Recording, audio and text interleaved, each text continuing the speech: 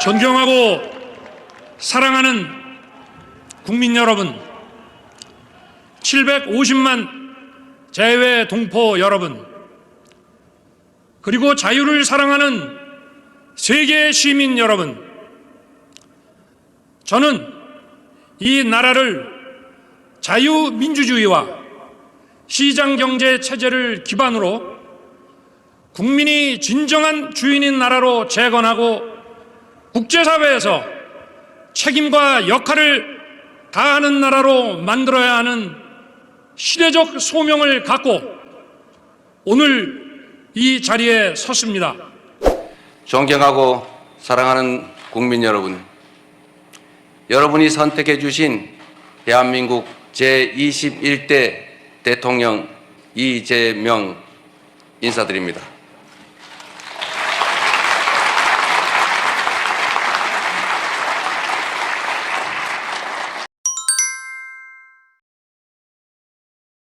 헌화 분양에는 국회의장, 대법원장, 헌법재판소장,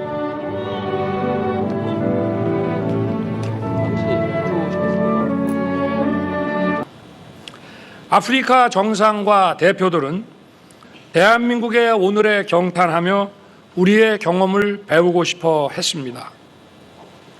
이렇듯 우리의 지난 70년은 그 자체로 기적의 역사입니다. 장 광복회장, 박운욱 제1학도 이용군 동지회장, 손희원 대한민국 6.25 참전 유공자 회장,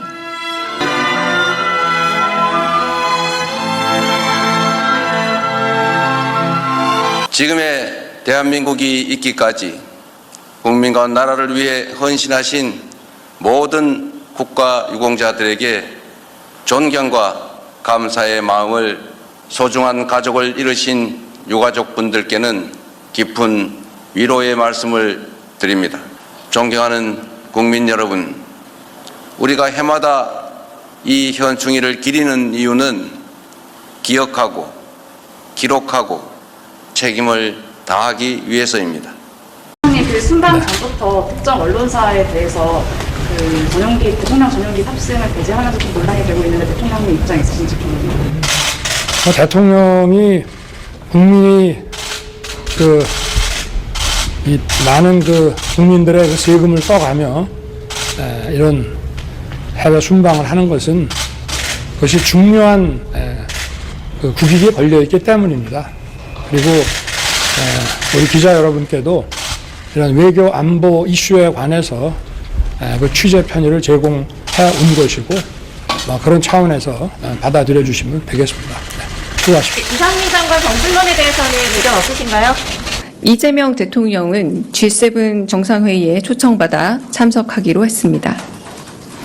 이에 이재명 정부는 윤석열 정부가 대폭 축소했던 대한민국 대통령 전용기 탑승 언론인 숫자를 문재인 정부 당시 수준으로 복원할 예정입니다.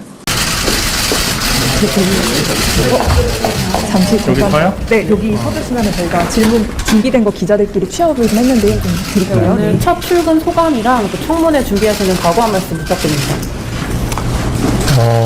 오랜만에 이런 이제 공식적인 이런 공적인 사무실에 출근을 하게 되는데요. 지금으로부터는 하여튼 곧 있게 될 우리 국회 인사청문회에 대한 아주 성실한 그런 준비를 해서 우리 인사청문회 활동이 잘 진행될 수 있도록 성실하게 준비를 하도록 그렇게 하겠습니다. 다 올려놨습니다. 소망도 알고 있습니다. 반갑습니다. 간단히. 네, 그러면 대표로 질문을 드리겠습니다. 잠깐만요. 질문하시기 전에 잠깐 한 말씀 드릴게요. 감사합니다. 국민의 은혜를 잊지 않겠습니다. 새 정부는 국민의 집단 지성을 하늘같이 받들 것입니다. 저도 그렇게 하면서 제2의 IMF 같은 그런 어려운 상황이기 때문에 민생과 통합 두 가지를 매일매일 새기겠습니다. 자세한 말씀은 청문회 통과 후에 말씀을 또 차차 드리기로 하겠습니다. 질문 주시면 받겠습니다. 예, 새 정부 첫 총리로 지명이 되셨는데요. 일단 소감 먼저 말씀 부탁드리겠습니다. 무한 책임을 느낍니다. 무한한 책임감을 느끼고 있습니다. 먼저 트럼프 대통령은 이재명 대통령의 대선 승리를 축하했는데요. 이 대통령은 이에 감사의 뜻을 표하고 대한민국 외교 근간인 한미동맹의 중요성을 언급했습니다. 두 대통령은 서로의 리더십에 대해 높이 평가하고 앞으로 한미동맹의 발전을 위해 긴밀히 협력해 나가기로 의견을 모았다고 우리 대통령실은 설명했습니다. 네, 두 정상 간의 첫 통화에서 특히 한미 관세와 관련한 대화도 오갔다고요? 네, 그렇습니다. 두 정상은 먼저 관세 협의와 관련해 양국이 모두 만족할 수 있는 합의가 조속히 이뤄질 수 있도록 노력해 나가기로 하고 실무 협상에서 가시적 성과가 나오도록 독려하기로 했습니다. 트럼프 대통령이 이 대통령을 미국으로 초청하기도 했고 이 대통령도 한미가 자주 만나 협의하기를 바란다고 화답했는데요. 다자회의 또는 양자 방문 등 가능한 이른 시일 안에 만나기로 했습니다.